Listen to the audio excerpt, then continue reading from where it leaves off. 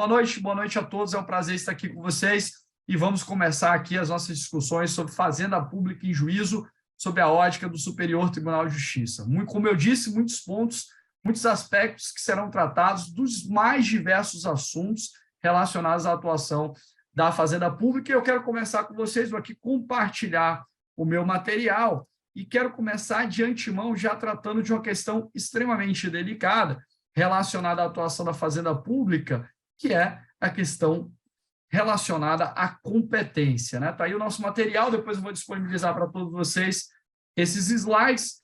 E o primeiro ponto está relacionado à aplicabilidade do artigo 52 do nosso Código de Processo Civil. O artigo 52 ele gerou uma série de discussões, principalmente porque ele impõe um ônus indevido à Fazenda Pública em relação à delimitação de competência para a propositura de demandas contra a Fazenda Pública. Vocês conhecem os contornos do artigo 52, eu trouxe aqui na tela para vocês, principalmente do parágrafo único, que estabelece o seguinte: se o Estado ou o Distrito Federal for o demandado, a ação poderá ser proposta no foro de domicílio do autor, no de ocorrência do ato ou fato que originou a demanda, no de situação da coisa ou na capital do respectivo ente federado. Ou seja, nessa situação, a gente tem um ônus indevido imposto ao Estado, principalmente porque, imagine, nós não temos representação em todas as unidades federativas. Se fosse, e se estivéssemos diante da União e da sua necessidade de se fazer presente em todas as unidades federativas, ok, mas você impor ao Estado esse ônus, principalmente diante dessa pluralidade de foros que é estabelecida aqui no parágrafo único do artigo 52, é extremamente desmedido. Inclusive, nós temos, e vocês podem anotar aí, uma ação direta de inconstitucionalidade que foi proposta pelo Rio de Janeiro, é a ADI 5492, que ainda não foi julgada pelo Supremo Tribunal Federal, e que promove a impugnação de inúmeros dispositivos do nosso Código de Processo Civil, dentre eles o artigo 52 do CPC. Esse artigo 52, como eu disse, em seu parágrafo único, estabelece um ônus para os estados, porque veja que eu posso ter uma ação proposta contra o estado de Alagoas, do estado do Rio de Janeiro, e ali eu teria que ter toda a estrutura administrativa, inclusive, para ter uma adequada representação do estado de Alagoas, tutelando o interesse público no âmbito do estado do Rio de Janeiro. Alguém vai perguntar para mim, vai falar o seguinte: Vale, mas existe a possibilidade de nós estabelecermos aquele protocolo institucional que permite, nos termos do Código de Processo Civil, que nós tenhamos aí representações recíprocas, entre os estados através dos seus órgãos da advocacia pública. Tudo bem, mas isso não significa, por exemplo, que diante dessas possibilidades de representações, que nós tenhamos aí a imposição desse ônus, da possibilidade de você ter uma demanda proposta em qualquer unidade da federação. Lógico que essas representações via protocolo institucional, pessoal? Eu quero lembrar que esse protocolo institucional firmado aí entre os estados, Distrito Federal, é um protocolo institucional que se consubstancia como um negócio jurídico processual. De cara, a gente pode entender esse protocolo institucional como um negócio jurídico processual, permitindo essas representações recíprocas. Mas isso, essa faculdade ou essa possibilidade, não é suficiente para impor esse ônus à Fazenda Pública Estadual de manter representações ou de ter a possibilidade de se fazer representar em outros entes federados. Por essa razão, e por um outro aspecto argumentativo que é muito importante, e aqui eu quero lembrar para vocês que esse tema é muito esquecido, é um tema que pode ser abordado em uma prova subjetiva, é a temática do federalismo processual, da repartição de competências entre os entes federados e essas delimitações previstas, inclusive, constitucionalmente. Porque, vejam, é diferente. Se eu estou tratando do estado de Alagoas, por exemplo, eu tenho a configuração da competência da Justiça Estadual e, eventualmente, se eu, nesse caso, o artigo 52, permito, e como permito aqui essa pluripotencialidade de propor a demanda, inclusive no foro do domicílio do próprio autor, isso pode gerar questões práticas que são extremamente prejudiciais dentro dessa ótica do federalismo processual. Então, nós teríamos ali, né, por exemplo, um julgamento no âmbito do Estado do Rio de Janeiro contra o Estado de Alagoas, discorrendo ou debatendo a aplicabilidade de uma lei estadual, né, de uma lei do Estado de Alagoas. Né? Imagine que dali poderia surgir, por exemplo, a provocação para a instauração de um IRDR acerca da uniformização da interpretação adequada daquela legislação estadual lá no Estado do Rio de Janeiro. Então, nós temos e podemos ter problemas ligados diretamente a essa ideia de federalismo processual, né, dessa repartição de competências com impactos diretos no processo, ok? Então, esse artigo 52 é um artigo problemático, é um artigo que está sendo impugnado na ADI 5492, no âmbito do Supremo Tribunal Federal, mas é um artigo que o STJ já chancelou a sua plena aplicabilidade. Então, eu trouxe ele para discussão, no seu parágrafo único, para lembrar que ele tem essa série de desdobramentos, mas que o STJ vem aplicando regularmente. Então, o STJ legitima a aplicabilidade desse artigo 52, tá, pessoal? Então, só lembrando aqui para vocês, eu trouxe apenas um julgado ilustrativo do nosso Superior Tribunal de Justiça, e o STJ, aqui no agravo interno, no recurso especial 1.852.858 de Sergipe, né, deixa claro que o artigo 52 é plenamente aplicável. Olha só, a orientação jurisprudencial desta Corte é no sentido de que, conforme o artigo 52 do CPC, é competente o foro de domicílio do réu para as causas em que seja autor Estado ou Distrito Federal.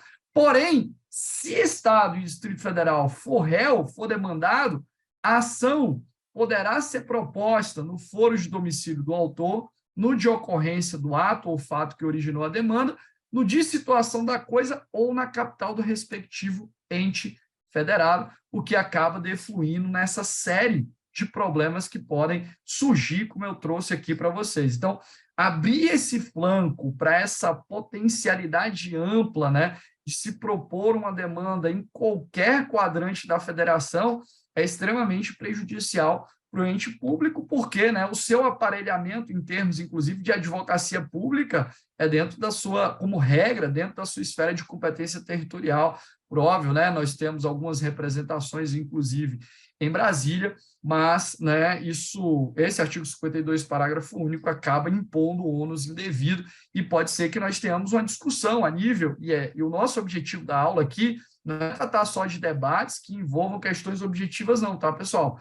A nossa proposta aqui de falar sobre fazenda pública, sobre a ótica do STJ, é falar sobre qualquer possibilidade de discussão, seja em prova objetiva, subjetiva, prova oral, né, ou qualquer outra situação que venha se descortinar no seu dia a dia.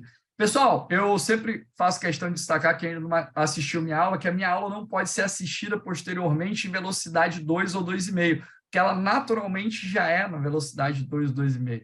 Então, vou anotando aí as dúvidas que vocês eventualmente tenham, que a gente vai sanar aqui ao final da nossa aula. Então, só recapitulando, artigo 52, parágrafo único do Código de Processo Civil, essa possibilidade, quando o Estado ou o Distrito Federal eventualmente é réu em uma determinada demanda, de você ter essa amplitude de foros possíveis, né, isso pode gerar ou pode, né, descambar para uma eventual inconstitucionalidade, olhando, inclusive, para o ônus que é imposto para o Estado, para sua representação em praticamente todo o país, olhando sob a ótica do que se tem denominado de federalismo processual, né, de olhar para essas delimitações de competência e seus impactos na esfera processual, lembrando que nós temos um ADI no Supremo Tribunal Federal, que é a nossa ADI 5492, proposta pelo Rio de Janeiro, que vai impugnar vários dos dispositivos do Código de Processo Civil, dentre eles o artigo 52,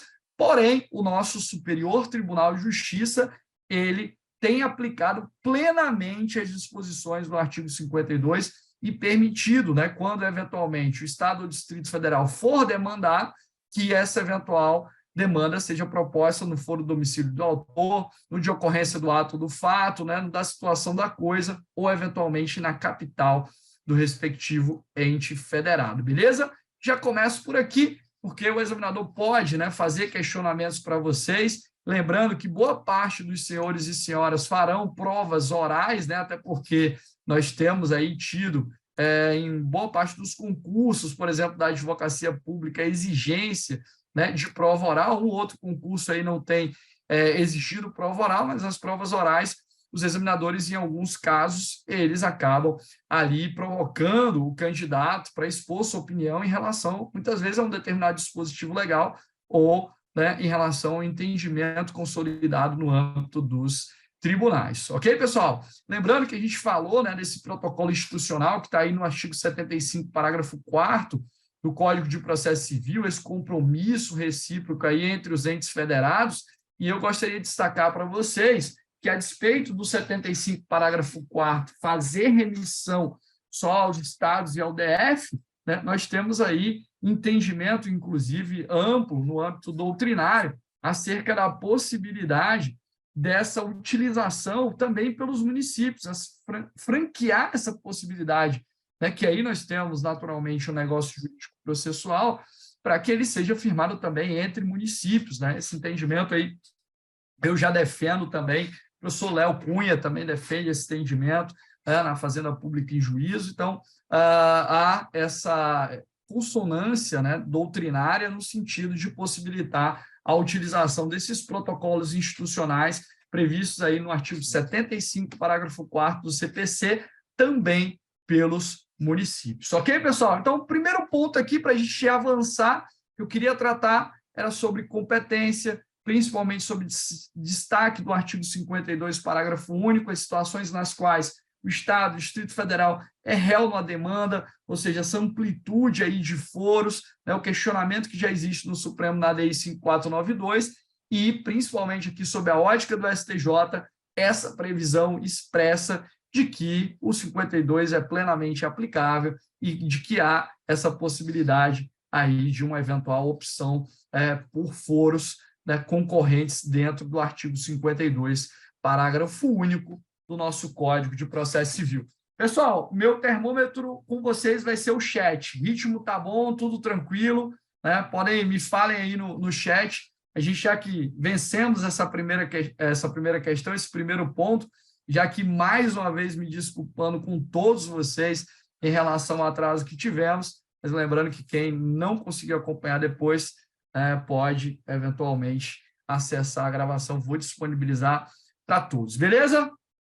Tudo ótimo? No meu ritmo, né? No meu ritmo. Esse ritmo, né, que é intenso, né? Só 220 volts aqui. Beleza? Tudo bem com vocês? Vamos para o segundo ponto, né?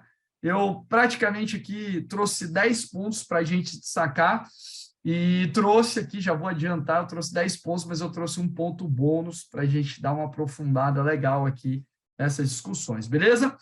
E qual é o outro aspecto que agora eu quero debater com vocês? Pessoal, vamos avançando aqui e eu quero falar sobre prerrogativa de intimação pessoal da Fazenda Pública, né? Eu lembro para todos vocês que nós temos a dicção, aí, a previsão do artigo 183 do Código de Processo Civil, que trata um pouco dessas prerrogativas fazendárias, e nós temos lá, né, dentre as prerrogativas, a prerrogativa de intimação pessoal, né? Essa intimação pessoal que far-se-á por carga, remessa ou meio eletrônico.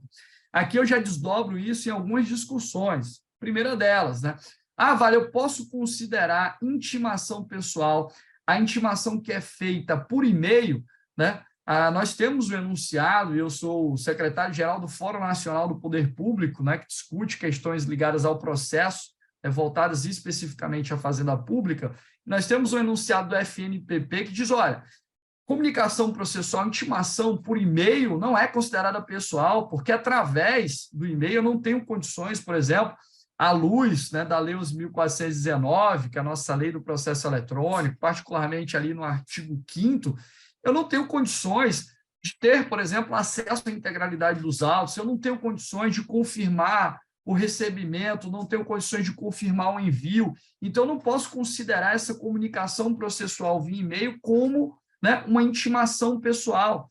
Aqui em Alagoas, particularmente, nós tivemos um grande embate, né, com o Juizado Especial da Fazenda Pública e com o cumprimento específico dessa prerrogativa de intimação pessoal pela, né, opção de se querer utilizar a comunicação processual via e-mail. Defendo que mesmo com as mudanças operacionalizadas pela Lei 14.195, né, que tratam ali de algumas modificações em relação às comunicações processuais, inclusive a citação, ainda assim a Fazenda Pública tem a sua prerrogativa de intimação pessoal e não dá para considerar a intimação via e-mail como intimação pessoal, nem tampouco a intimação via DJE, né, Diário de Justiça Eletrônico.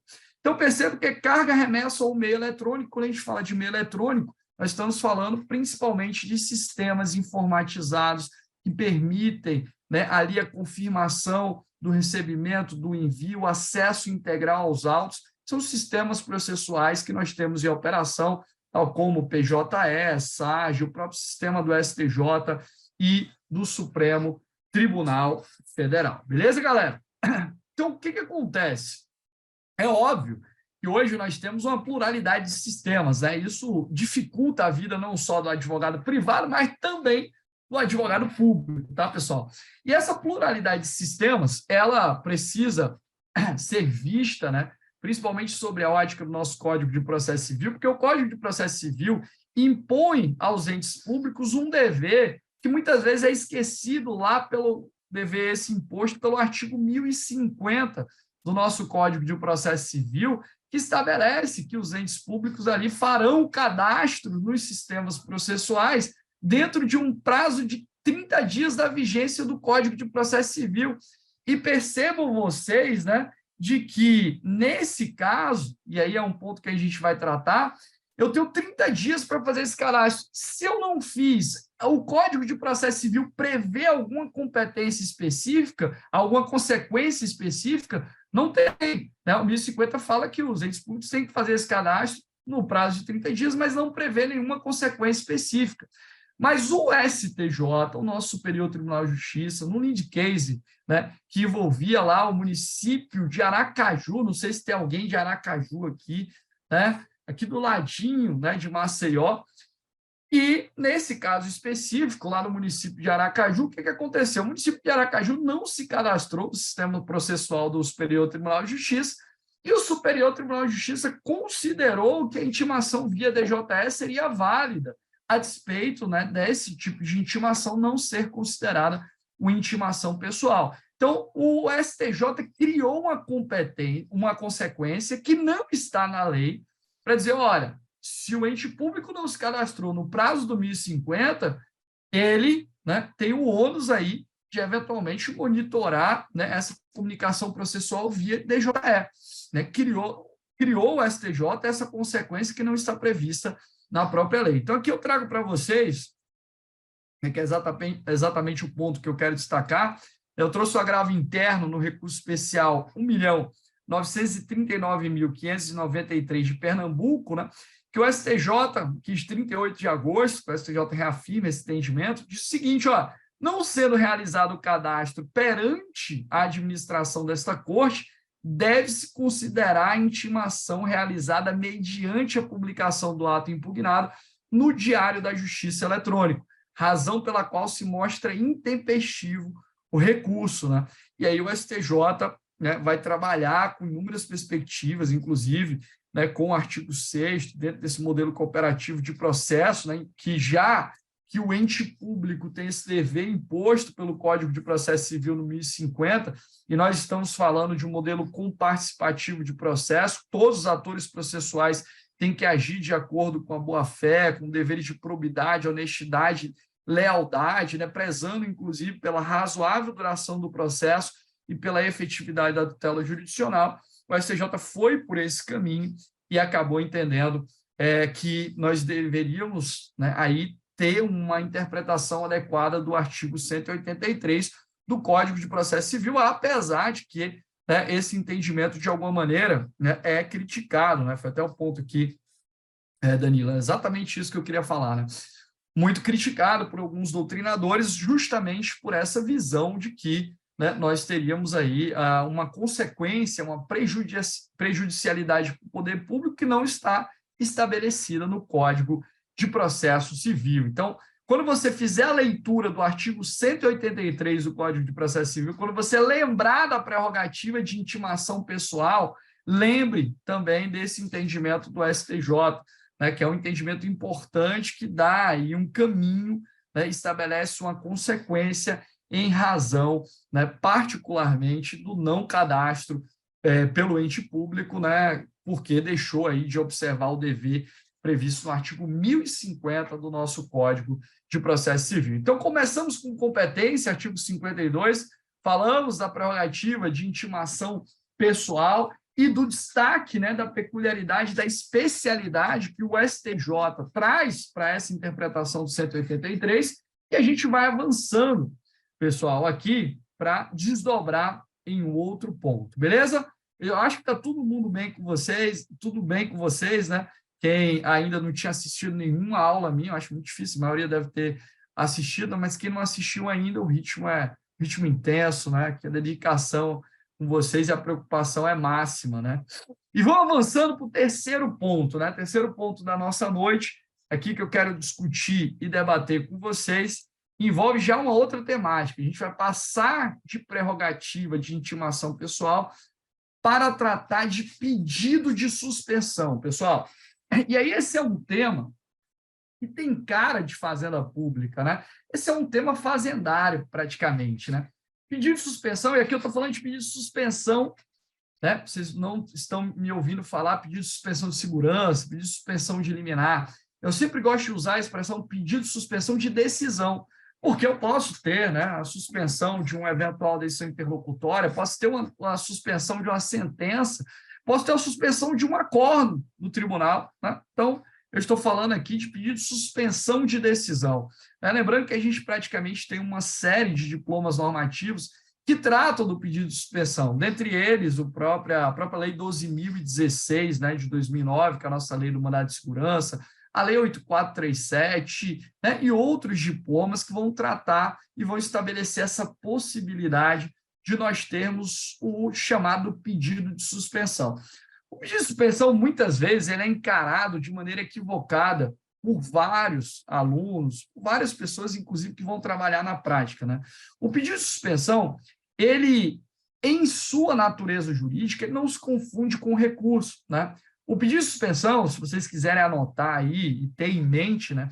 O que é o pedido de suspensão? O pedido de suspensão, ele é um incidente processual que ele decorre, né, de um procedimento que já existe, está em fluxo, né? Ele é um incidente processual que consubstancia uma medida de contracautela.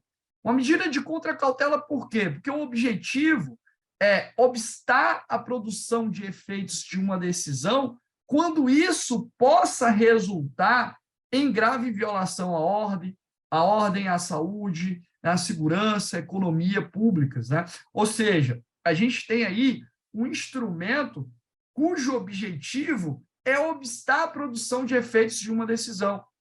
Então, é nitidamente uma medida de contracautela. Veja que o pedido de suspensão ele não pode ser confundido com recurso e tampouco pode ser confundido com um sucedâneo recursal. Ele não tem o objetivo, por exemplo, de buscar ou de pleitear a reforma de uma decisão, né? O pedido de suspensão não tem por objetivo invalidar uma decisão.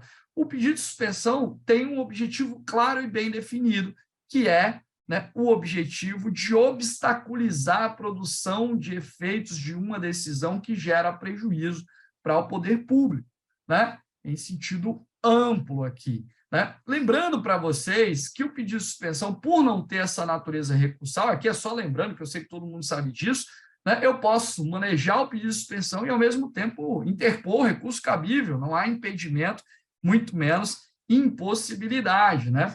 E o pedido de suspensão, pessoal, ele vai ser dirigido ao presidente do tribunal ao qual competir conhecer do respectivo recurso, né? Então, lembrando disso para vocês, se eventualmente eu estou ali diante de uma decisão em sede de tutela provisória, concede-se uma tutela provisória de urgência em primeira instância, né? O juízo competente para conhecer do eventual recurso, né, seria lá, por exemplo, aqui no caso de Alagoas, no caso, vejo que tem gente aí do Distrito Federal, enfim, depois me digam aí de onde vocês são. O, né, juiz competente seria o presidente do tribunal, né, do TJ, por exemplo, de Alagoas ou do TJDF, enfim. E aí, dentro do âmbito do pedido de suspensão, o que se vai avaliar, né, é esse eventual e potencial dano que pode ser gerado ao interesse público, né, à ordem, saúde, segurança, economias públicas. E esse é o objeto do pedido de suspensão. Lembrando, pessoal, que muita gente esquece disso, que, eventualmente, imagine que nós estejamos diante de um acordo do TJ de Alagoas, né? Lembre-se que eu posso direcionar o pedido de suspensão ou para o STJ ou para o STF, presidente do STJ ou do STF, né? A depender do que, se eu estiver tratando de matéria infraconstitucional ou se eu estiver tratando de matéria constitucional, né? Ou eu posso ter mesmo uma renovação do pedido de suspensão, né? Imagine que eu tinha lá uma tutela provisória contra o poder público em primeira instância, eu pedi a suspensão dessa decisão no TJ de Alagoas e foi negada essa suspensão. Lembrando que dessa decisão do presidente do tribunal cabe agravo interno, né? Cabe agravo interno. Só que eu posso renovar o meu pedido de suspensão para onde? Para o STJ ou para o STF. Segundo o STJ, e aqui lembrando que a gente está falando de fazenda pública sob a ótica do STJ, e vários advogados públicos nem lembram disso, tá, pessoal? Eu não preciso exaurir a instância no TJ, interpondo o agravo interno, para renovar o meu pedido de suspensão para o STJ, se ele foi negado ali no TJ. Tá? O STJ entende que eu não preciso nem esgotar essa instância. Tá? Então, eu gosto de recordar para vocês que o seguinte, ó, se eu tiver, e sempre tem essa dúvida, né? Os alunos perguntam, mas vale, se eu tiver a matéria constitucional e infraconstitucional, como é que fica? Aí a competência será, ao mesmo tempo, se eu tiver matéria constitucional e infraconstitucional, a competência será do Supremo Tribunal Federal, tá? Nesse caso. Beleza? E aí, eu praticamente fiz uma microaula sobre pedido de suspensão aqui para vocês, mas para entrar exatamente no ponto, né? Nós tínhamos, né, uma discussão, e temos ainda, não vou dizer que nós tínhamos, porque ainda nós temos resquício dessa discussão do Supremo Tribunal Federal, sobre o prazo, a possibilidade específica, né? Primeiro, sobre o prazo para interposição do agravo interno no âmbito do pedido de suspensão. Segundo, se a Fazenda Pública teria a prerrogativa de prazo em dobro, né, em relação a esse agravo interno. Tá? E aí eu lembro para vocês que, em relação ao prazo do agravo interno, ou regimental, o 1070 do CPC ele uniformizou os prazos, né? Então, aí nós teríamos um prazo de 15 dias, né? De 15 dias úteis, na forma do artigo 219. Né? Mas, né, a discussão era, eu posso, né, aplicar a prerrogativa do prazo em dobro para falar nos autos, no âmbito do agravo, dentro desse pedido de suspensão? Esse era o grande debate, porque o STF, tradicionalmente, ainda mantém essa linha, vem mantendo essa linha, né? A despeito da decisão do STJ, o STF ainda tem restringido a aplicabilidade do 183, né? E aí fazia referência lá ao 188 do CPC de 73. Para dizer que não, que isso, em tese, seria um prazo próprio para a Fazenda Pública. Mas, veja, está equivocado, né? Isso não é um prazo próprio para a Fazenda Pública, porque, veja, se eventualmente nós tivermos um deferimento desse pedido de suspensão, a contraparte não pode interpor agravo interno, né?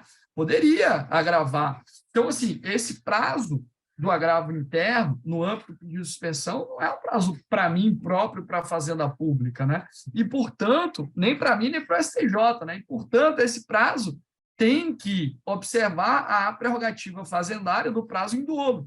E o que o STJ, né, na sua corte especial, fez? Uniformizou esse entendimento. A STJ falou, olha, o prazo é o prazo de 15 dias, na forma do artigo 1070, e esse prazo é, sim, contado em dobro, na forma do artigo 183 do Código de Processo Civil. Então, no âmbito da STJ, essa questão está pacificada. O STJ ainda falou assim, ó, para discutir esse tema, a competência é minha, porque aqui a gente está falando de aplicabilidade do artigo 8, ou da Lei 8437, por exemplo, e do Código de Processo Civil. Então, é uma questão infraconstitucional. Então, quem tem competência para firmar entendimento e posicionamento sobre essa matéria sou eu, o STJ, né? Mas a gente, por mais que o STJ tenha se posicionado nesse sentido, e a gente não vai falar de Fazenda Pública sob a ótica do Supremo Tribunal Federal, a gente vai discutir várias coisas nas nossas aulas, no nosso curso da Fazenda Pública, mas o STF ainda tem uma certa resistência em aplicar esse entendimento, mas eu trago aqui para vocês, ó, né, esse agravo interno na suspensão 371, né, o STJ consolidou a ideia de que o prazo para interposição do agravo e das contrarrazões contra a decisão que defere ou indefere a suspensão de liminar ou de segurança é de 15 dias, contando-se em dobro o prazo quando interposto pela Fazenda Pública. Beleza, então a aplicabilidade do artigo 183, portanto, nós temos a contagem desse prazo em dobro para a Fazenda Pública, segundo a ótica do nosso Superior Tribunal de Justiça. Beleza, galera? Então, fiquem atentos a esse ponto, pedido de suspensão. Cai em primeira fase, segunda fase, prova oral, né? Eu lembro, uma vez estava acompanhando uma prova oral, o examinador perguntou qual era a natureza jurídica do pedido de suspensão, o candidato se enrolou todo, foi para lá, foi para cá, e não conseguiu resolver, né? E não conseguiu sintetizar o conceito, né? Pedido de suspensão nada mais é do que um incidente processual que consubstancia uma medida de contracautela, beleza? E aí, lembre-se, todas essas delimitações de competência, Lei 8437, particularmente lá no seu artigo 4º, né? A Lei do Mandado de Segurança também, e outros diplomas que vão ali trabalhar. Praticamente a gente tem um microsistema, né, acerca do pedido de suspensão. Não vou entrar em maiores detalhamentos, né? Tem muita gente que critica o uso do pedido de suspensão, e, inclusive, né, nesse caso, a gente tem, né, naturalmente uma discussão ampla sobre talvez o anacronismo, né, do pedido de suspensão. Muitos dizem que é um privilégio fazendário. Lembre-se que não é só a Fazenda Pública que usa, né? O Ministério Público pode usar também. E eu queria lembrar de algo que, pessoal, esse tema é tão vivo, de algo de hoje, né? Então, eu sempre digo que quando eu vou ministrar as minhas aulas, eu as atualizo até minutos antes de a gente começar. Então, tem um tema que está sendo debatido no âmbito do STJ agora, que está em empate lá no STJ, queria lembrar para vocês que está em empate no STJ, que é sobre a possibilidade do uso da suspensão em matéria penal, né? Está sendo discutido no âmbito do STJ, nesse momento está em empate. O STF vinha admitindo, né, e o STJ, em alguns casos, também o uso do pedido de suspensão em matéria penal. O STF vinha admitindo, tinha vários precedentes do STF, né, inclusive sob a égide da presidência do ministro Luiz Fux, e admitia, né, o pedido de suspensão em matéria penal. Engraçado que no precedente de Alagoas, não sei se vocês acompanharam todas as discussões, inclusive envolvendo afastamento, retorno do governo do Estado, né, foi manejado um pedido de suspensão que envolvia, né, que estava em torno ali, girando em torno de uma matéria penal, e nesse caso especificamente, o que aconteceu lá, né? A ministra Rosa Weber falou o seguinte, olha, né, não é cabível pedir suspensão em matéria penal. Então, ela meio que muda o curso, né, do que vinha sendo admitido pelo STF e diz, olha, não cabe pedir suspensão em matéria penal. Então, esse é um tema que está gerando uma série ainda de discussões e no STJ está em empate, né? O Luiz pergunta aqui se necessariamente você teria que preencher os pressupostos recursais para direcionar o pedido de suspensão. Não, porque o pedido de suspensão ele não tem natureza de recurso, nem tampouco se equivale a um sucedâneo recursal, ele tem que preencher os pressupostos próprios para o pedido de suspensão enquanto medida de contracautela com a demonstração clara, inequívoca e concreta, isso é muito importante, concreta, de que há uma possível potencial violação à ordem, saúde, segurança e economia públicas. Beleza, galera? Então, até fui além do que eu tinha me planejado aqui para tratar com vocês em relação a esse julgado especificamente, né? Mas pedido de suspensão é um tema apaixonante, né? E a gente poderia aqui passar todo o tempo que a gente tem hoje só falando sobre pedido de suspensão tranquilamente, né? Lembrando que, como regra, e eu falo como regra porque às vezes surgem, né, umas decisões aí, né, esparsas, né, esporádicas, mas como regra não cabe pedido de suspensão deferida, né? Um novo pedido de suspensão de uma suspensão que já foi deferida. Beleza? Todo mundo bem? Pô, tá melhor do que tomar cerveja em bar hoje, hein? A aula tá bem mais tranquilo, palatável, estou buscando ser o máximo didático aqui. E, pessoal, eu fiz questão de marcar essa aula, digo para vocês, de verdade, na sexta-feira à noite. Foi proposital. Porque sexta-feira à noite só vão estar aquelas pessoas que querem fugir da média, aquelas pessoas que sabem que precisam estar um pouco acima ou muito acima dos outros, né? Então, eu sabia que quem hoje está aqui, quem está atento a essa aula, com certeza são pessoas que estão buscando fugir da média e sabem, né, que principalmente nesse final de ano, nós temos um excesso de distrações. Então, se você não estiver ali 101% focado, a chance de você ser cooptado por distrações é muito grande. Eu não quero que isso aconteça com nenhum de vocês, beleza? Estamos aqui para ir além da média, né? Ficar na média não passa no concurso, né? A verdade é essa. Dúvidas, questionamentos, guardem aí, mandem, inclusive, pelo chat que a gente está acompanhando. Vou tentar concentrar as respostas ao final para a gente também não ter tanta quebra aqui na nossa aula. Beleza? Tranquilo? Tudo certo? Beleza? Ótimo. Show de bola, show de bola.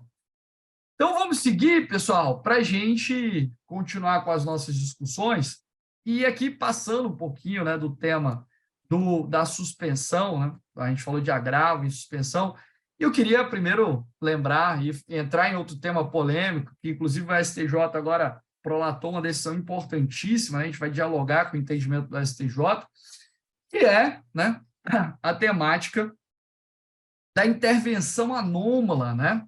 Que muita gente esquece que existe um sinônimo para a intervenção anômala, né? Que é chamada intervenção anódina, né? Quem não conhecia essa expressão, né? Pode ser intervenção anômala ou anódina, tá? Isso já foi cobrado em prova oral, por exemplo, em prova subjetiva, tá? Intervenção anódina. Pessoal, a intervenção anômala, que é aquela que está regrada lá na Lei 9469, né? Lá no seu artigo 5º particularmente, né? Parágrafo único lá, é aquela espécie de intervenção que está relacionada à possibilidade de um ente público intervir, por mais que ele não tenha ali, talvez, um interesse jurídico, né? Quando a decisão, né, quando aquele julgamento puder gerar, eventualmente, reflexos, inclusive de ordem econômica, nós poderemos ter a intervenção, né? Então, não precisa de caracterização de interesse jurídico, né? E é por isso que a gente sempre tem que fazer esse paralelo entre a intervenção anômala, por exemplo, e a assistência simples, né? Na assistência, a gente precisa de demonstração de interesse jurídico. Na intervenção anômala, mero interesse econômico pode justificar a intervenção ali do ente público. Lembrando para vocês que, segundo o STJ, né, inclusive a gente está sempre aqui sob a ótica do STJ, segundo o STJ, eu não preciso ter uma demanda ali na qual eu tenha no polo ativo ou passivo um ente público, né? Pode ser uma demanda entre particulares e, eventualmente, o poder público pode intervir, né? Figurar como interveniente anômalo, demonstrando, né, inclusive, interesse econômico ali, a repercussão disso na esfera do ente público, tá? E aí, esse interveniente anômalo, ele intervém e acaba atuando de que forma? Ele acaba atuando com o objetivo ali de promover esclarecimentos fáticos, inclusive, apresentando memoriais, né, para deixar mais robusto ali questões fáticas e jurídicas que estejam delineadas naquele processo. Então, lembrem vocês que a intervenção anômala, né, permite ao interveniente anômalo o esclarecimento de questões fáticas e jurídicas, né, para, de alguma maneira, contribuir com o debate, né? E guarda essa informação, que essa informação vai ser relevante para a gente discutir o julgado do Superior Tribunal de Justiça sobre a matéria, tá? Por quê? Porque quando a gente fala, né, da intervenção anômala, antes de eu entrar no julgado do STJ, eu quero lembrar um outro ponto para vocês.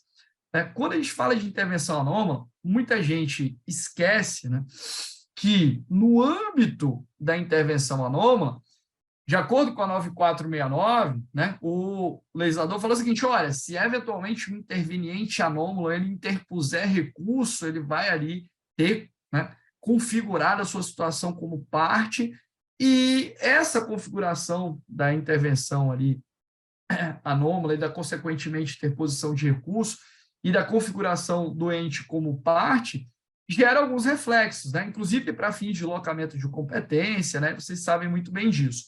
Mas não é esse ponto simplório que eu quero tratar com vocês. O que eu quero tratar com vocês são dois aspectos. Primeiro, né, se ele acabou interpondo o recurso interveniente anômalo, ele está submetido a coisa julgada? Né? Essa é a primeira pergunta. Né? Estaria submetido a coisa julgada?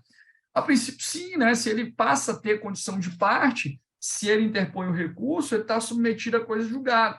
Logo, se ele está submetido a coisa julgada, ele teria legitimidade para, eventualmente, propor uma ação rescisória, teria, né, possibilidade de, eventualmente, ser legitimado para propor uma ação rescisória, considerando que a ação rescisória depende, né, naturalmente, da demonstração ali do seu interesse jurídico, né? Agora, se o interveniente anômalo ele não recorreu, a princípio ele não estaria submetido aos contornos da coisa julgada, até porque, né, se você pegar, por exemplo, né, imagine o artigo 503 do Código de Processo Civil, que trata da questão prejudicial incidental sendo abrangida no âmbito da coisa julgada. O 503, parágrafo 1º, ele falou, para que a questão prejudicial incidental seja abrangida na coisa julgada, eu preciso de um contraditório efetivo, exauriente, né? Então, se eu intervir, acabei intervindo na condição de interveniente anômalo, por óbvio, eu não pude exercer todos os poderes, né, e consubstanciar ali o contraditório que faria que a coisa julgada também projetasse efeitos sobre mim. Tá? E aí, naturalmente, se eu não estou abrangido pela coisa julgada, eu também, em tese, não teria legitimidade para me valer da ação rescisória, por óbvio, nesse caso, ok? E aí vamos entrar na discussão do STJ, eu vou colocar o julgado aqui para vocês, espero que todo mundo esteja vivo e que ninguém esteja assistindo a aula numa rede, né? Aí seria muita maldade. Mas, o que o STJ decidiu no agravo interno no RESP 1.838.866, né? É inviável a intervenção anômala da União na fase de execução ou no processo executivo, salvo na ação cognitiva incidental de embargos. Então, o STJ entendeu que não cabia intervenção anômala no âmbito do cumprimento de sentença ou da execução, porque, particularmente, o STJ, nesse julgado, se vocês pegarem o interior, ele traça o paralelo da intervenção anômala também como se fosse um assistente simples, um paralelo, tá? Não estou dizendo que os institutos se confundiriam, que não se confundem. Mas ele diz, olha, o objetivo é contribuir com o debate para a formação de uma decisão. Então, nesse caso, né, assim como aconteceria na assistência simples, não poderia ter, no caso da intervenção anômala, uma intervenção anômala em sede de execução ou de cumprimento de sentença. Por quê? Porque o objetivo, inclusive, do parágrafo único do artigo 5º da Lei 9.469 é possibilitar o esclarecimento ali de questões fáticas e jurídicas que vão defluir na prolação de uma decisão, então, para a resolução do caso.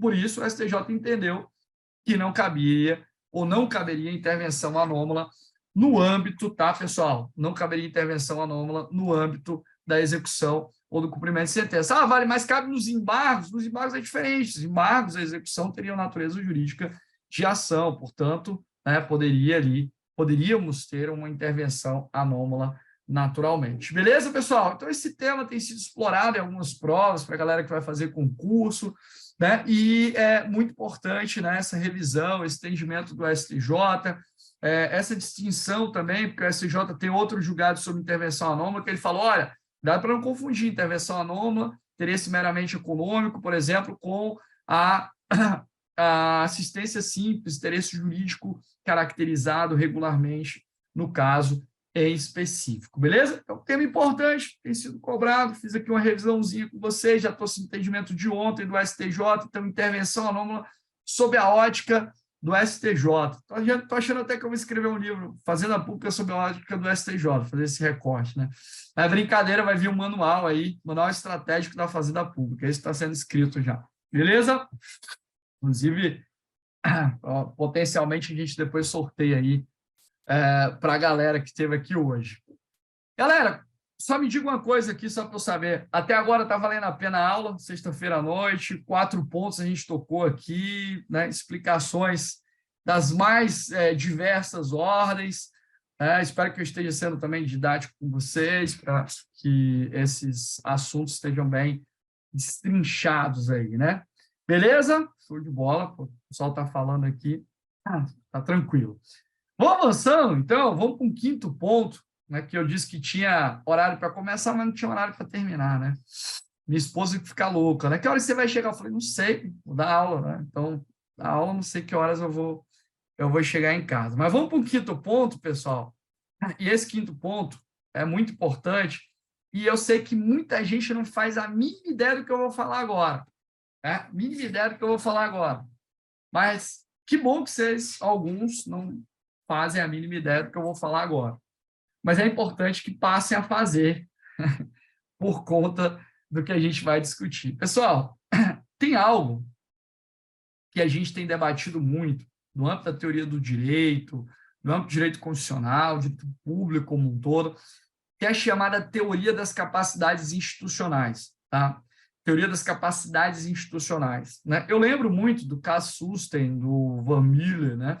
A teoria das capacidades institucionais ela está ligada a um olhar diferenciado que nós temos que ter, né, em relação àqueles que, de fato, possuem possibilidade e expertise para tomarem determinadas decisões.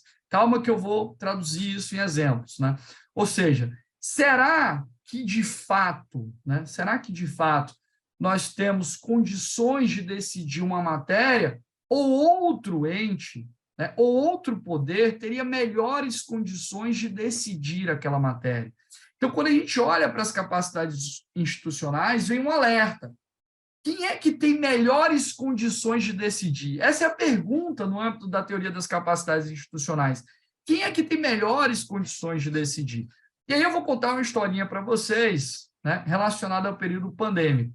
Não sei se vocês se recordam, mas no meio da pandemia, nós tivemos um pedido do Ministério Público, lá no Maranhão, não sei se tem alguém do Maranhão aqui, né, lá no Maranhão, e um pedido para decretação de lockdown. Então, o Ministério Público ingressou com ação para pedir, né, a decretação do lockdown.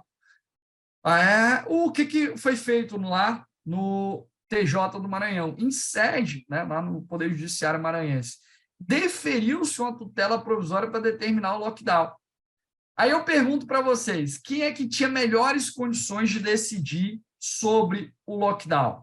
Seria o Poder Judiciário, com base em uma pretensão deduzida pelo Ministério Público, com alguns laudos, ou o Poder Executivo, com uma junta, né, um conjunto de médicos ali, de experts na área, de cientistas que estavam reunidos diuturnamente para analisar e avaliar essas circunstâncias? Vejam que, né, se a gente refletir um pouco, a gente vai perceber que talvez o Poder Executivo fosse o locus adequado, decisório, para essa questão. E aí, em contrapartida, a gente vai para Pernambuco. Não sei se tem alguém aí de Pernambuco, né? Aí, Pernambuco, vem lá Pernambuco, né? E em Pernambuco, o que é que nós tivemos? Nós tivemos um pedido correlato e um indeferimento do próprio, né? Está aí a Maria Luísa de Pernambuco, né? Meus pais, inclusive, quem não sabe, são pernambucanos. E aí, lá em Pernambuco, houve indeferimento desse pedido. Porque o magistrado falou, olha, não sou eu que tenho condições de avaliar essas questões, quem tem que avaliar essas questões é o Poder Executivo. Então, a teoria das capacidades institucionais, ela faz uma provocação. Quem é que tem melhores condições de decidir? Aí vamos avançar e trabalhar os aspectos no âmbito do direito administrativo, particularmente sobre regulação. Vocês sabem que no âmbito das agências reguladoras, nós temos aquela, né, pergunta clássica de prova, que é a tal da deslegalização, né? As agências reguladoras com a possibilidade e o potencial de estabelecerem regras técnicas, né, relacionadas à matéria nas quais elas atuam. Então, elas têm expertise técnica para regular o mercado de valores mobiliários, para regular o mercado, né, de energia elétrica. Então, você tem ali uma série de normas técnicas para lidar com essas questões. Então, quem é que tem melhores condições de tratar e de lidar com essas questões técnicas? Será que não é a agência reguladora, né? E aí eu lembro para vocês que lá no âmbito do direito norte-americano, relacionado aí à teoria das capacidades institucionais, nós temos a ideia de deferência judicial, né, do judicial deference, né, ou seja, da deferência judicial para falar, olha, não, pô, aqui a agência reguladora tem muito mais know-how, né, acabei de falar de deferência judicial aqui, já foi na jugular da pergunta da Samora, eu acho que é isso, né? Então, tem muito mais capacidade de de deliberar sobre isso, né? Então, vejo que o Poder Judiciário e essa teoria das capacidades institucionais, essa deferência judicial, ela está muito ligada a uma ideia de autocontenção judicial. Muitas vezes o Poder Judiciário fala assim, cara, aqui não é o melhor lugar para decidir, aqui não é o locus adequado decisório, e por essa razão a gente tem que repensar essas questões, né? Tanto que o STJ, e aí eu fiz um recorte para vocês, pessoal, eu falei, pô, eu vou trazer o entendimento do STJ, mas também vou a tiracolo demonstrar o que o STF vem decidindo também. E aqui foram em 2 pedidos de suspensão, tá? Deixa eu compartilhar a minha tela com vocês, né? E nesse pedido de suspensão, aqui, ó, teoria das capacidades institucionais, caso Suster, Van Miller, né? Judicial Difference aí para vocês.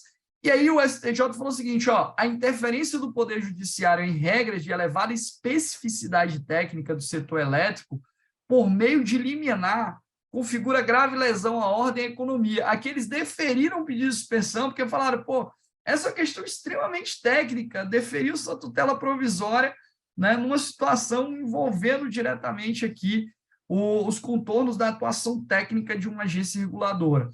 E o STF, olha só que lindo o STF, ó, ao Poder Judiciário cabe atuar, em princípio, com deferência em relação às decisões técnicas formuladas por entes governamentais que detêm maior capacidade institucional para o equacionamento da discussão. Veja que essa decisão aqui é numa suspensão agora de 2022, 27 de junho de 2022. Ou seja, né, se você ainda não conhecia a teoria das capacidades institucionais, se você ainda não tinha feito essas correlações, apresento aí para vocês também, né, doutrina Chandler, enfim, tem correlações a essas discussões. Alguém perguntou aqui, professor, né, e aí algumas perguntas que eu consigo captar aqui, já conecto com o raciocínio. Poderia dizer de que forma essa teoria se relaciona com os processos estruturais ou estruturantes? Lógico, né? Quando a gente fala de processos estruturais ou estruturantes, nós estamos falando que existe aí um problema estrutural, que é um problema que acaba se irradiando por vários setores, né? É um problema que, em regra, eu estou falando em regra, tá? Porque existem várias discussões doutrinárias aqui, não vou entrar no tema dos processos estruturais ou estruturantes, mas, em regra, está relacionado à efetivação de uma política pública, e você tem uma crise sistêmica ali, imagina uma política pública de saúde, segurança, enfim, e aí você precisa, eventualmente, de uma tutela processual diferenciada, que pode aí exigir um processo estrutural ou estruturante que tem uma série de características, dentre elas, né, por exemplo, o estabelecimento de um plano de reestruturação com etapas, né, para que aquele problema estrutural ele possa ser resolvido, solucionado e equalizado com um plano específico, né? E muito se tem discutido se essas atuações, né, no âmbito dos processos estruturais não acabam gerando, talvez, uma intervenção, né, indevida do Poder Judiciário em questões, né, que deveriam estar afetas à própria atuação do Poder Executivo, né? E essa necessidade de pensar numa autocontenção judicial, e talvez nessa ideia de autocontenção e nessa expertise técnica a gente pudesse fazer essa correlação no âmbito do processo estrutural ou estruturante. Como eu disse, tem uma série de características, o STJ tem julgado sobre processos estruturais. Eu não vou me estender, porque eu tenho uma aula no YouTube sobre processos estruturais e a Fazenda Pública. Quem ainda não acessou, pode ir lá no canal no YouTube Método Vale, tem uma aula só sobre processos estruturais e a Fazenda Pública. Beleza, pessoal? Então, vocês viram que o STF e o STJ têm adotado um pouco da teoria das capacidades institucionais, né? Inclusive, aqui, o STJ utilizou para deferir um pedido de suspensão, dizendo, olha, essa questão é eminentemente técnica, você deferir uma tutela provisória, em contrariedade à normatização técnica da agência reguladora, né, é extremamente prejudicial. Beleza, galera? Tudo certo com vocês? Quem não tinha visto, agora viu, né? E já tem know-how suficiente para responder uma questão objetiva, subjetiva, ou uma questão de prova oral. Se ainda falar de Cassusten, Van Miller, aí, né, o examinador vai falar, para, deixa eu dar logo nota máxima para essa pessoa aqui, né? Beleza? Tranquilo? Vamos embora, galera. Tá bom para vocês? Para mim tá bom. Para mim eu tô gostando, tô legal. Tô bem aqui. Tá? Vamos seguindo. E agora vamos para o ponto 6, né? Ponto 6. 6 é isso, né? Ponto 6, é isso mesmo. Galera, vamos falar de medidas executivas atípicas, tá? Deixa eu explicar uma coisa para vocês, né? Quando a gente fala de medidas executivas atípicas, a gente tem que lembrar de um aporte doutrinário hoje que vem sendo muito discutido. Você olha para o 139, né, do Código de Processo Civil, todo mundo fala 139, né, daquela ideia de que nós temos ali, o Poder Judiciário pode usar, né, o juiz pode utilizar qualquer tipo de medida indutiva, coercitiva, enfim, para efetivar a decisão, ainda que seja uma decisão que envolva a obrigação de pagar quantia, né, vocês devem estar lembrados disso.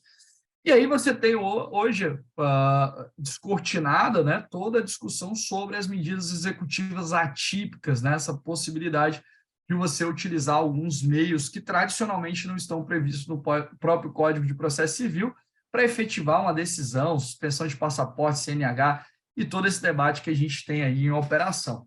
O que acontece é que eu lembro para vocês que vocês talvez devam se recordar que a gente tem uma coisa chamada vedação no líquido, né? Vocês lembram disso, né? O Poder Judiciário não pode se eximir, julgar alegando lacuna, obscuridade, enfim, do ordenamento jurídico, né? Com base, inclusive, no que a gente tem esquadrinhado lá no artigo 140 do nosso glorioso Código de Processo Civil, né? Mas hoje, né? Hoje, eu falei que a nossa discussão não ia ser superficial, né? Não ia ser discussãozinha só de primeira fase. Mas hoje a gente tem o que a gente chama de vedação ao non factibili. Não sei se vocês já ouviram falar disso, mas vedação ao non factibili. O órgão jurisdicional ele tem o dever de efetivar a tutela jurisdicional. Então, é o que a gente chama de vedação non factibili, ou seja, não é que ele só tem que decidir, ele tem que decidir e tem que efetivar também a tutela jurisdicional. Ou seja, lhe é vedado não efetivar a tutela judicial, ele tem que efetivar a tutela judicial e ele tem meios para isso, né? Como, por exemplo, está lá no 139, né? Uma série, uma pleiade, não só do 139, mas de outros dispositivos, né? Uma pleiade de instrumentos, né? Que, inclusive, de forma atípica, podem servir como uma via para efetivação da tutela jurisdicional, beleza? Alguém já tinha ouvido falar de vedação non factibili? Ou ninguém tinha ouvido falar ainda? Tá? Então, vocês podem colocar na prova, né? Vedação, Robson, você não vale, né? Você fez, eu acho que fez o anterior curso da Fazenda Pública, eu acho, eu falei sobre isso, palestra minha, né? Mas o seguinte, ó, vedação non factibili. E aí, o que acontece? Que eu quero lembrar para vocês. Quero lembrar que hoje existe uma série de discussões sobre a aplicabilidade de medidas, meios executivos atípicos em vários quadrantes, né? Por exemplo, tem uma discussão sobre o uso de medidas executivas atípicas no âmbito da execução fiscal. Aí vem o STJ e fala, e aqui, né, estamos sob a ótica do STJ, e fala, não é possível a utilização de meios executivos atípicos no âmbito da execução fiscal, porque a Fazenda Pública já teria uma série de prerrogativas e de especializações para a cobrança do seu crédito. Mas eu pergunto, cara, a execução fiscal muitas vezes é inefetiva, né? Não gera o retorno esperado. Aí você tem instrumentos do CPC que podem ser, né, extremamente eficientes para a cobrança também do crédito público. Você vai fechar as portas para isso? Não tem nenhuma vedação na lei de execução fiscal, na lei 6830/80. Então, esse entendimento do STJ me parece equivocado, né, nesse ponto de vedar ou de fechar as portas para o uso das medidas executivas atípicas no âmbito da execução fiscal, né, apesar de esse entendimento ter sido reiterado aí em alguns julgados, beleza? Em alguns julgados. E aí, pessoal, vamos para o ponto que eu quero tratar, né?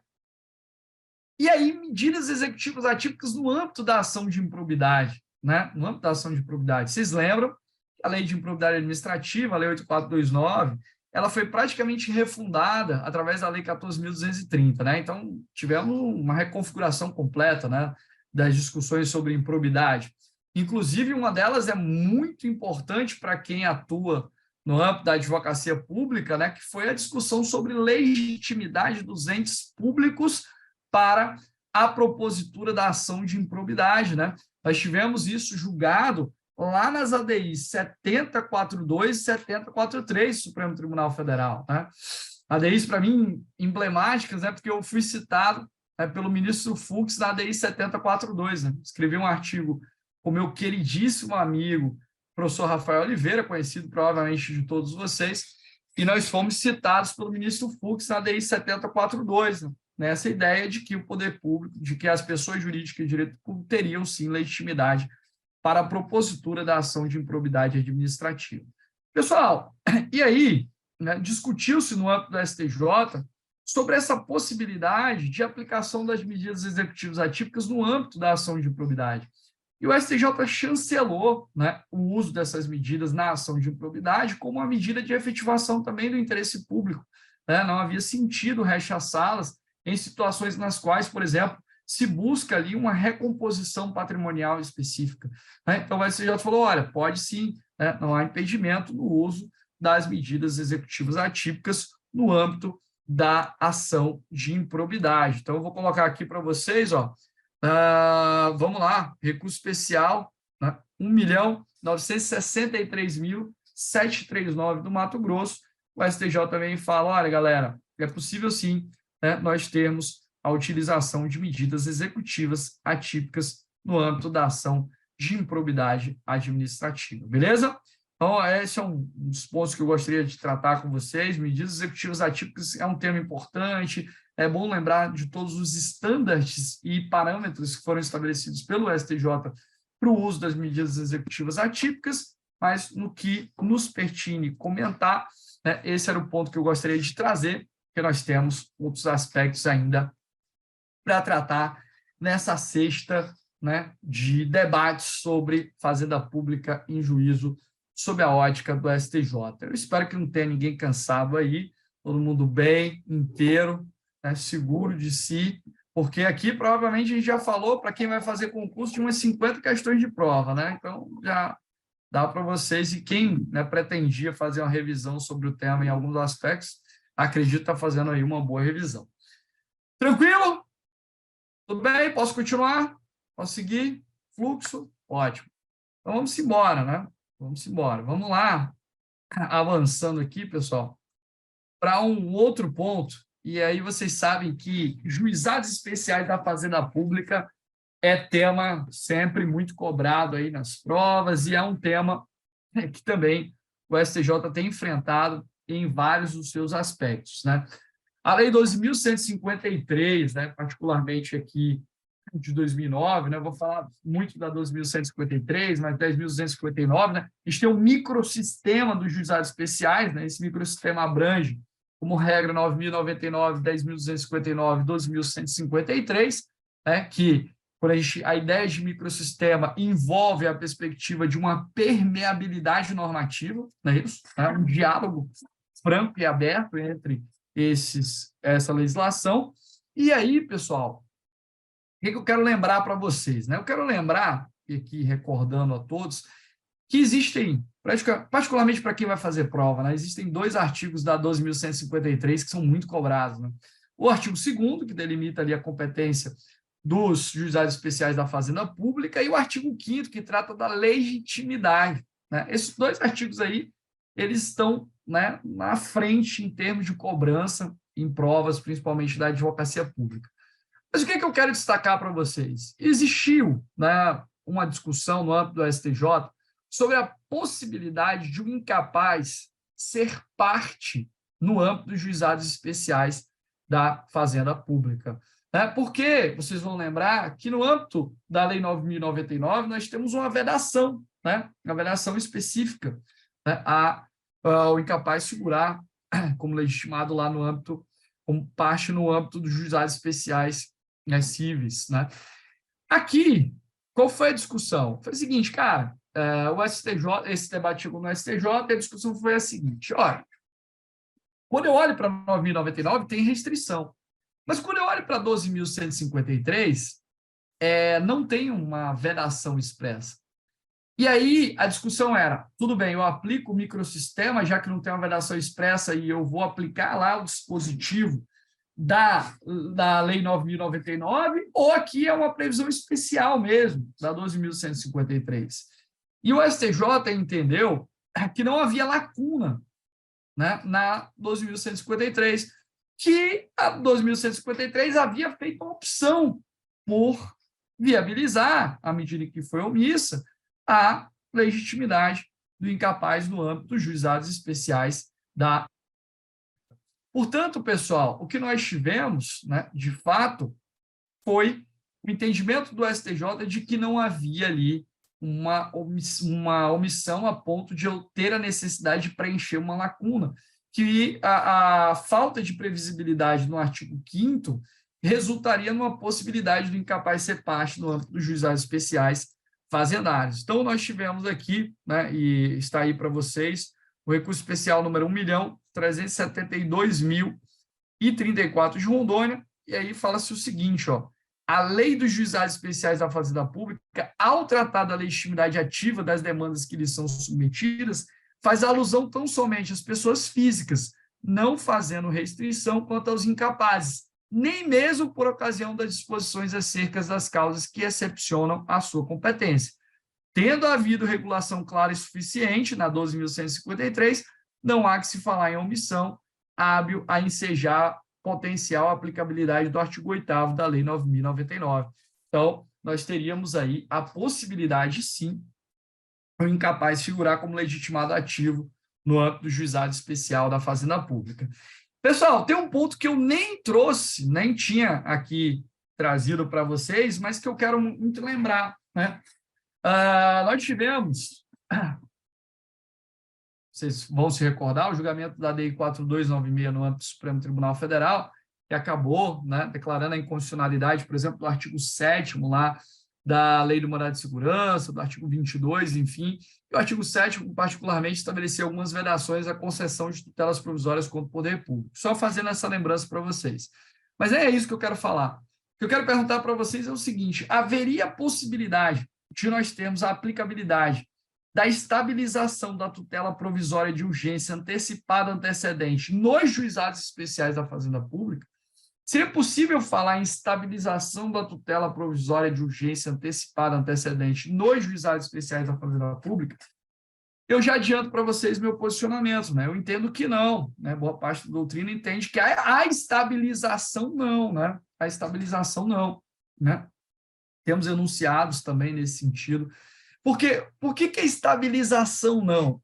Porque estabilizar no âmbito dos juizados seria, né, nesse caso, no âmbito dos juizados especiais da Fazenda Pública, tá, pessoal? Seria impedir a Fazenda Pública de utilizar a ação específica, né, a ação específica para reanalisar os termos daquela tutela deferida. Eu não posso ingressar com a ação para buscar a revisão daquela decisão. Então, como é que o poder público vai ser parte autora? Porque o artigo 5º coloca o poder público como réu. Então, se eu permitisse a estabilização, eu teria que permitir também que a Fazenda Pública, por óbvio, pudesse propor essa demanda específica, né, para, que não é ação rescisória, né, diga-se de passagem, para rever essa decisão que foi estabilizada. Mas o artigo 5º não permite que a Fazenda Pública seja parte autora. Se não permite que a Fazenda Pública seja parte autora, então, logo, essa eventual estabilização não seria, a meu ver, possível, né? Lógico que seria possível a concessão de uma tutela, para mim, uma concessão de uma tutela provisória de urgência antecipada antecedente, o que não seria possível é nós estabelecermos, né, essa estabilização, tá? Ok? Beleza? Já puxei aqui para um outro ponto, né? Para um outro ponto, ok? Tranquilo? Lembrando a vocês que nos artigos 3º e 4º da 12.153, o legislador prevê expressamente a recorribilidade da decisão sobre tutela provisória, né? A recorribilidade. Há até uma discussão de qual seria o recurso cabível, mas, ao meu ver, nesse caso, seria aí o agravo do instrumento no âmbito do juizado especial da Fazenda Pública, tá? A respeito de alguns entenderem que seria o recurso nominado, enfim, mas eu entendo particularmente que seria o agravo do instrumento, a ser interposta a decisão que eventualmente versa sob tutela provisória no âmbito do juizado. Beleza, pessoal? Tudo certo? Então, fiquem aí com esse entendimento do STJ e vamos avançando aqui para um outro entendimento do STJ, ainda sobre juizados especiais, que eu queria colocar para vocês, que é sobre pedido de uniformização. Pessoal, o pedido de uniformização ele está regulado lá nos artigos 18 e 19, tá? 18 e 19 da lei, né? Da lei 12.153. O artigo, né? 18 e 19 da lei 12.153, ele vai tratar do pedido de uniformização de interpretação de lei, né? E esse pedido de uniformização, ele pode, eventualmente, ser manejado no âmbito do STJ, tá lembrado, né? No âmbito do STJ, eu posso ter um pedido de uniformização. Quando houver divergência ali da interpretação da aplicação da lei entre turmas, ou, eventualmente, quando nós tivermos uma violação também de súmula do STJ. Essa é a ideia de violação de súmula do STJ, tá? No STJ é interpretado de forma bem estrita, tá? Bem estrita. Essa interpretação, essa violação à súmula. Tanto que eles não têm permitido, mas e se for uma violação, por exemplo, um récipe repetitivo? Aí eles têm, não, só cabe o punho quando for violação à súmula, né? Alguém perguntou aqui o enunciado 130 do CJF. O enunciado 130 do CJF fala que cabe estabilização contra a fazenda pública, mas a situação do juizado especial ela é bem particular, tá? Ela é bem particular. Cabe estabilização contra a fazenda pública? É lógico que cabe estabilização contra a fazenda, mas no juizado especial da fazenda pública não caberia por essas razões que eu elenquei para vocês, principalmente pelo fato do poder público não ter a possibilidade de usar a ação que visa revisar essa eventual decisão que foi estabilizada. Tá? Agora, o enunciado 130 não contraria em hipótese alguma que eu disse aqui para vocês, beleza? Então, vamos lá. O que acontece? Voltando aqui no meu raciocínio. A gente tem, nos artigos 18 e 19, a possibilidade de uso desse pedido de uniformização. Lembrando que esse pedido de uniformização não pode versar sobre questão de direito processual, é só sobre questão de direito material, tá? Só sobre questão de direito material, não pode versar sobre questão ligada a direito, tá? A direito processual, só a direito material. O que acontece? Se a competência, né, quando ela está esquadrinhada lá para o STJ, nos artigos 18 e 19, ela é do STJ. Então, o STJ disse o seguinte, deixa eu colocar de novo a corna para vocês. O STJ, na reclamação 42.409, ela diz, olha, não é possível a turma recursal nos juizados especiais da Fazenda Pública realizar juízo prévio de admissibilidade do pedido de uniformização. Não é ela que vai fazer essa análise, né, de juízo prévio aí de admissibilidade. Isso cabe ao STJ, esse pedido de uniformização, quando ele for competente para o pedido de uniformização. Então, isso compete ao STJ, tá? Não é competência do eventual da turma recursal, é competência do STJ analisar, inclusive, contornos da admissibilidade desse pedido de uniformização, tá, pessoal? Então, só lembrando isso para vocês aí do entendimento do Superior Tribunal de Justiça quanto ao punho, tá? Quanto ao punho. Beleza? Tranquilo? Ótimo. Ponto 8, né? Então, vamos avançando aqui, que a gente vai chegar no ponto 9, pessoal. E em relação ao ponto 9, né? Em relação ao ponto 9, eu tenho uma série de discussões com vocês, tá? O que vocês vão lembrar? Outro teminha que é muito cobrado, né, no âmbito da advocacia pública é o tema do cumprimento de sentença, né, contra a fazenda pública, né, os artigos 534, 535, né, ali no cumprimento de sentença de obrigação de pagar quantia contra a fazenda pública, lembrando também, né, que no âmbito do cumprimento de sentença de obrigação de pagar quantia contra a fazenda pública, a gente tem todos os desdobramentos do regime de precatório, o RPV, né, e as modificações recentes via emenda constitucional. Mas o que eu quero trazer para vocês? Quero trazer algo fora da curva, que dificilmente vocês veem em aulas por aí, né? A gente sabe que uma vez, né, que no âmbito fazendário, aqui discutindo fazenda pública, eu tenho que instaurar, né, um cumprimento de sentença de obrigação de pagar quantia contra a Fazenda Pública, por exemplo, né? E lembrando para vocês, se tratar de título executivo judicial, né, nos termos do artigo 515 do CPC, se for título executivo extrajudicial, aí, né, eu tenho lá o processo de execução autônomo ainda, né? Mas, em se tratando de título executivo judicial, eu ingresso com cumprimento de sentença de obrigação de pagar quantia contra a Fazenda Pública, beleza? Tranquilo? E aí, a Fazenda Pública, por óbvio, ela não é intimada nesse cumprimento de sentença para pagar. Ela é intimada para apresentar a impugnação do cumprimento de sentença. Vocês estão lembrados disso, né? A Fazenda Pública é intimada para apresentar impugnação ao cumprimento de sentença. Lembrando que a Fazenda Pública é intimada para apresentar a impugnação ao cumprimento de sentença em um prazo específico, né? Lembrando para vocês que esse prazo é específico para a Fazenda Pública, ele está lá no artigo 535, portanto, ele não é computado em dobro. Ela tem 30 dias para apresentar a impugnação ao cumprimento de sentença. Esse prazo não é dobrado, que é um prazo próprio para a Fazenda Pública, beleza?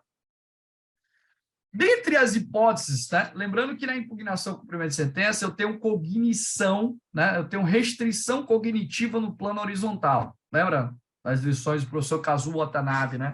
Teoria da cognição. Né? No plano horizontal, a cognição pode ser ampla ou limitada, né?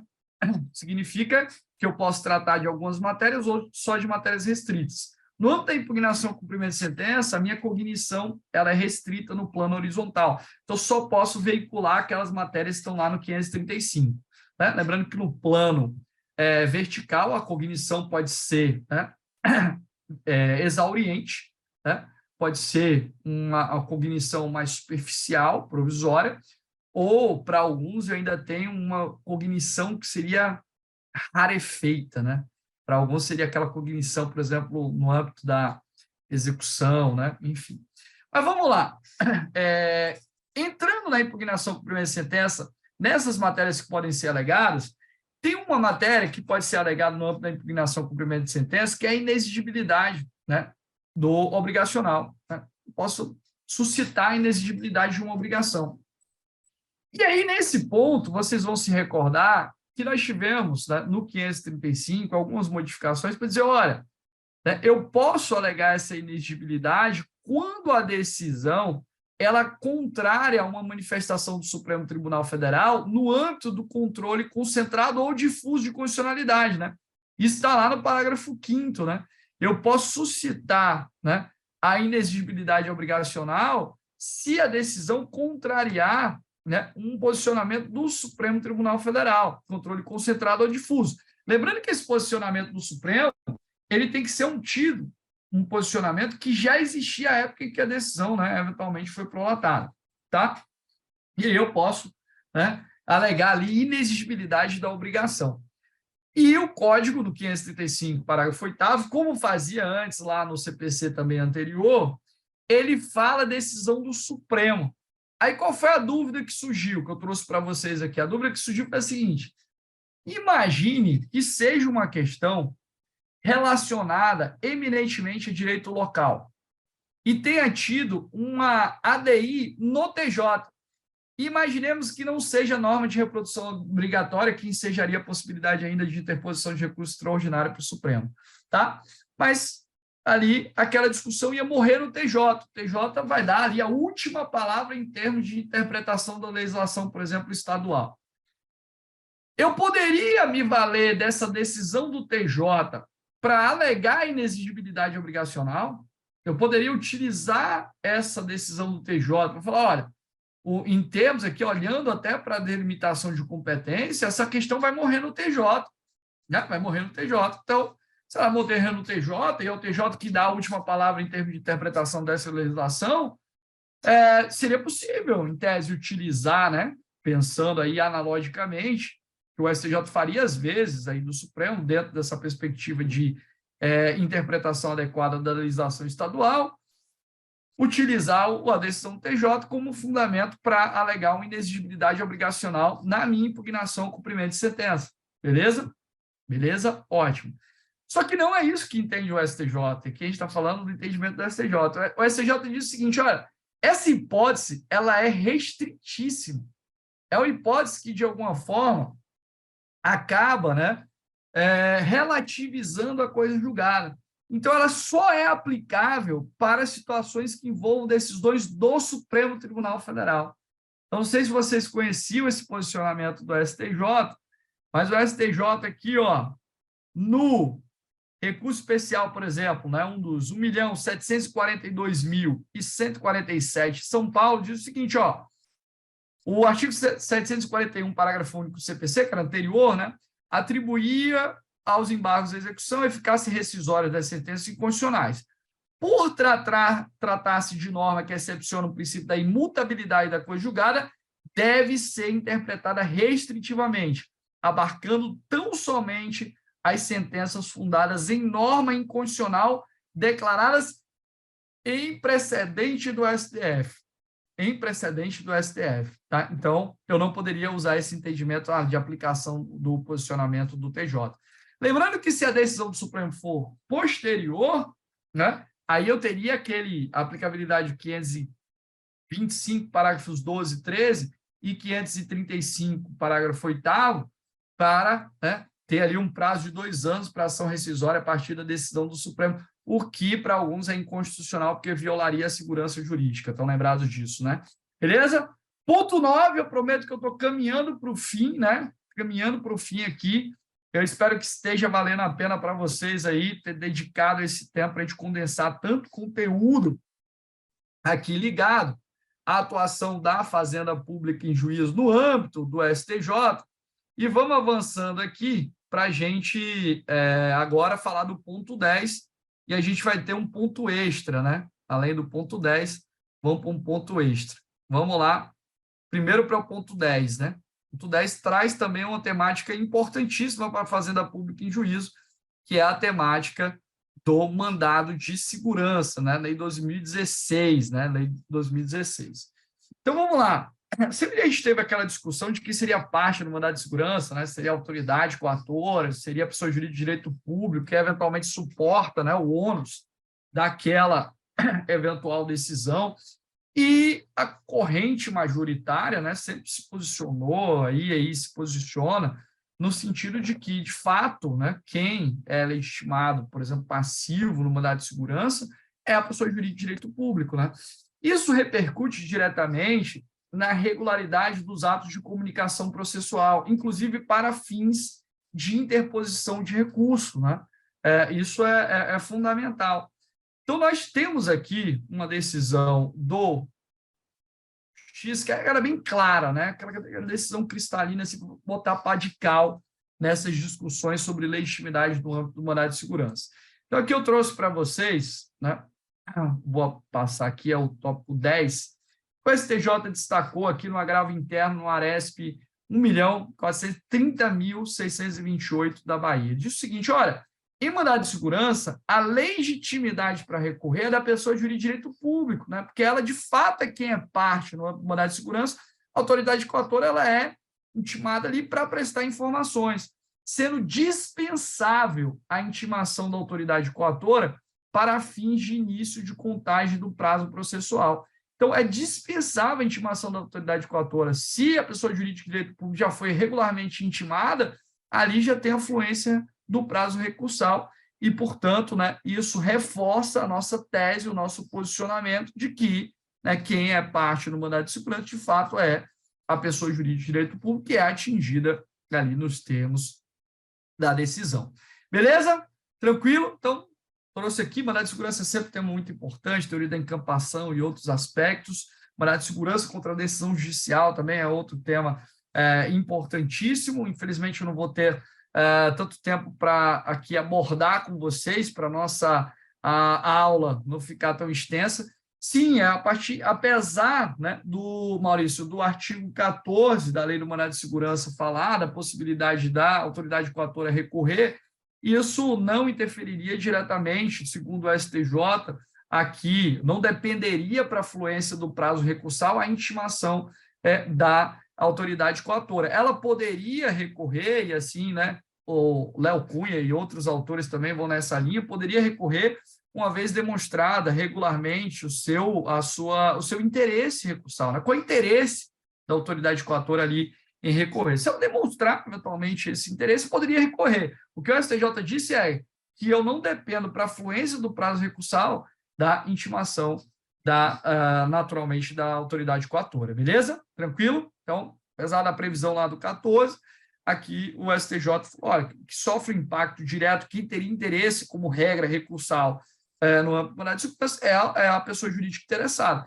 Isso não excluiria, né, essa possibilidade da autoridade coatora recorrer, desde que ela demonstrasse seu interesse jurídico ali para esse eventual recurso. Mas não, eu não dependeria para a fluência do prazo recursal dessa intimação da autoridade coatora, beleza? Porque quem de fato é réu no mandado de segurança é a pessoa jurídica, né, de direito público. Esclarecido, Maurício? Tranquilo? Beleza, pessoal? Galera, e agora vamos para o nosso fechamento aqui. Nós temos um acordo super importante para discutir, mas de antemão eu já gostaria de agradecer a atenção de todos vocês. Né? Para mim foi um momento aqui, uma noite excelente, né? Por mim eu ficava muito mais tempo aqui falando com todos vocês, mas para não ser cansativo, numa sexta-feira, trouxe aqui tópicos centrais, a gente passeou por vários temas, competência, intervenção de terceiros, juizado especial, mandado de segurança, cumprimento de sentença, né? Enfim, a gente teve a possibilidade de ter um olhar transversal, né?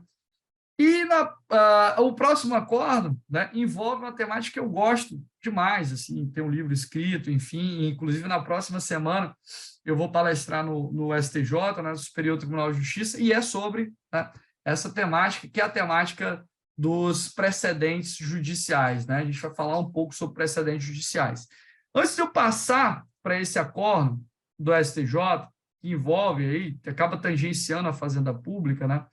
Eu queria dizer para vocês o seguinte, ó, se eu só mostrar para vocês, não sei se vocês estão lembrados, mas no dia 1º de dezembro a gente começa o nosso curso completo da Fazenda Pública e Juízo, tá? Um curso que tem 27 horas, né? Um curso aprofundado, todas essas questões e mais, né? E a gente vai, né, trabalhar cada um dos pontos passo a passo aqui, lógico, de forma muito mais detalhada, porque aqui a gente tem um tempo mais restrito. Mas aí o pessoal da ATC pediu para eu passar para vocês, eu vou colocar aqui no chat, que é um link, né? Se vocês eventualmente, a gente fez um link específico, né, do curso da Fazenda Pública e Juízo para vocês. Nesse link você consegue comprar o curso com 20% de desconto. Então, quem esteve aqui, quem eventualmente fez a inscrição, né, pode comprar o curso com 20% de desconto, que é o curso da Fazenda Pública e Juízo, curso completo, enfim, e ele é 100% online, tá, pessoal? O curso é 100% online. Alguém perguntou se teria online, o curso é online. Tá? Qual é o formato do curso? Ele é todo ao vivo, tá? E as aulas são gravadas, por óbvio, são disponibilizadas também com material. Então, eu não consegui assistir hoje, né? Aí depois você assiste, enfim, são 27 horas. A gente faz um modelo ao vivo também, que às vezes surgem dúvidas, questionamentos, é sempre salutar. Coloquei de novo aí o link, pessoal, tá aí o link. Vocês conseguiram ver aí, acessar? A gente perguntou aí do link. Tá aí. Não? Deixa eu ver aqui. Eu acho que é porque... Não? Claro. Alguém conseguiu ver o link? Não. Pelo menos eu coloquei aqui para todo mundo. Alguém conseguiu ver? Ninguém? Caraca. O problema é meu, né? Deixa eu ver aqui. Ah, tá. Peraí. Eu acho que agora vai. Receberam aí? Agora foi, né? Agora foi mal. Beleza. Falha a mim. Galera, é o seguinte. Então, vamos lá. Avançando aqui. Agora foi, né? Vocês têm que comprar aí. É até amanhã que a gente deixou esse link para vocês aí com 20% de desconto. E aí, façam o curso que a gente vai realmente dar um gás absurdo. Mas vamos lá. Estou aqui para falar de Fazenda Pública e Juízo sobre a ótica do STJ. Galera, a gente tem uma situação interessante no STJ que envolve a aplicabilidade de precedentes judiciais. O que aconteceu? Numa demanda envolvendo a União, né, nós tivemos ali, existia um precedente firmado pelo STJ, precedente de caráter obrigatório, né, nos termos do artigo 927 do Código de Processo Civil, Tá? Lembrando que a gente vai trabalhar, tem uma aula específica até para trabalhar o microsistema de precedentes e a fazenda pública, mas olhando para o 927, nós tínhamos ali um padrão decisório vinculante, né? O padrão decisório vinculante é R$ 391, é esse mesmo, o preço com desconto, já está com desconto. Porque o preço é 400 e pouco, aí já está com desconto. Mas é o seguinte, esse link é só para vocês, por isso que está com esse valor, tá?